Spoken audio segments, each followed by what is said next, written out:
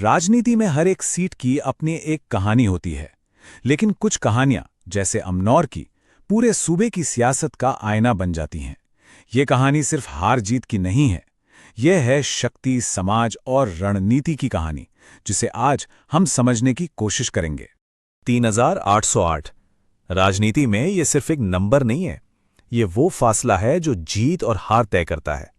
सोचिए, 2025 के अमनौर विधानसभा चुनाव में बस इतने ही वोटों से फैसला हुआ।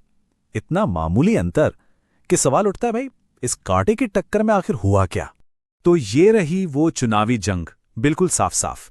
एक तरफ भारतीय जनता पार्टी को मिले 75,525 वोट और दूसरी तरफ राष्ट्रीय जनता दल 71,717 वोट।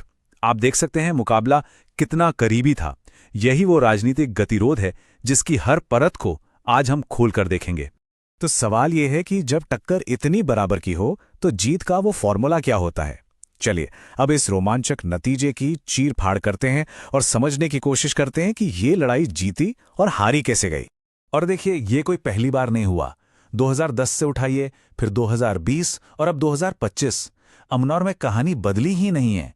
वही दो राजनीतिक ताकतें और उनके बीच कभी न खत्म होने वाली खींचतान।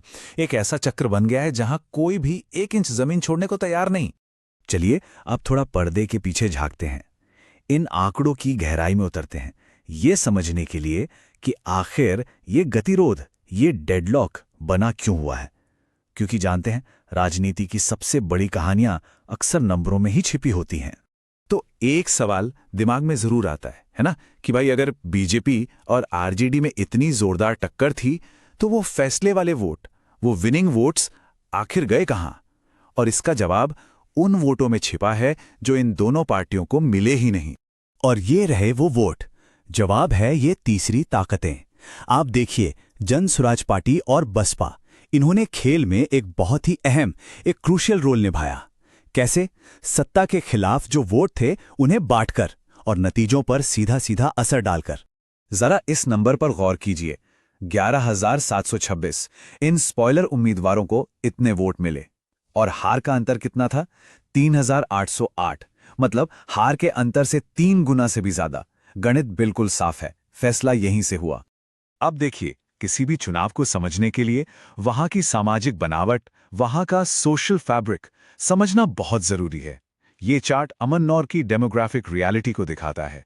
यहां चुनाव सामाजिक समीकरणों पर लड़े जाते हैं, और इस समीकरण में, जैसा आप देख सकते हैं, ईबीसी यानी अति पिछड़ा वर्ग सबसे बड़ा, सबसे डिसेसिव वोट बैंक है।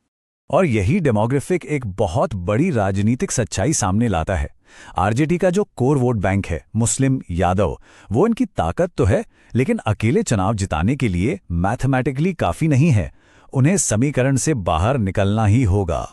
हमारे विश्लेषण की ये एक लाइन इस पूरी चुनौती को साफ कर देती है कि ईबीसी समुदाय में बड़ी सेंध लगाए बिना गणित आपके पक्ष में नहीं हो सकता।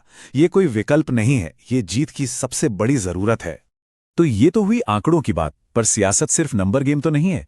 ये लोगों की, उनकी जिंदगी की कहानी है। तो चलिए अब आंकड़ों से हटकर जरा अमनौर की जमीन पर चलते हैं और वहां के लोगों की नब्ज पकड़ने की कोशिश करते हैं। तो यह है अमनौर, बिहार के सारण जिले में। और सबसे जरूरी बात यह है कि यह 100% एक ग्रामीण इलाका है। इसका मतलब साफ है, यहां की जिंदगी, यहां के मुद्दे, यहां की सियासत, सब कुछ खेत, फसल और गांव की जमीनी हकीकत से जुड़ा है। और जरा इन आंकड़ों को देखिए, ये सिर्फ नंबर नहीं है।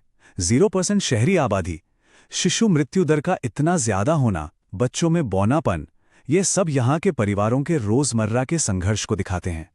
ये कृषि संकट की कहानी कहते हैं, स्वास्थ्य सुविधाओं की कमी को उजागर करते हैं।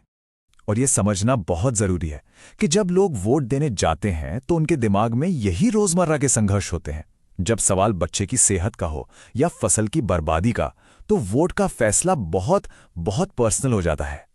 लेकिन एक बात साफ है, अमनौर के वोटर चुपचाप सब कुछ सहने वालों में से नहीं है। इतिहास देख लीजिए, जब जरूरत पड़ी उन्होंने अपनी आवाज बुलंद की है। चंदीला गांव ने बिजली के लिए चुनाव का बहिष्कार तक कर दिया, सड़कों के लिए प्रदर्शन किए। मतलब यहां के लोग अपने वोट को एक हथियार की तरह इस्तेमाल करना जानते हैं। वो जवाबदेही चाहते हैं। तो ठीक है, हमने अब तक समस्या को हर एंगल से समझा है, पर बात सिर्फ समस्या गिनाने की नहीं है, अब बात समाधान की करते हैं।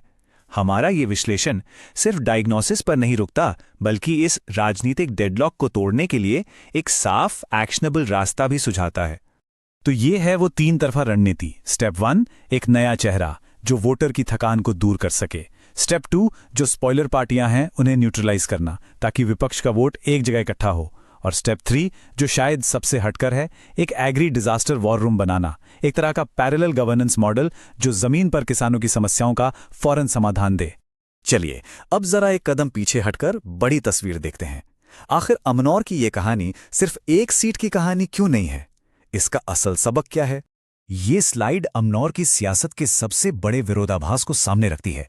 एक तरफ है वो नेतृत्व जो बदला नहीं, जो एक ही ढर्रे पर चल रहा है, और दूसरी तरफ है वो वोटर जो बहुत जागरूक है, जो अपने वोट की ताकत को पहचानता है और जमीनी मुद्दों पर जवाबदेही मांगने से पीछे नहीं हटता।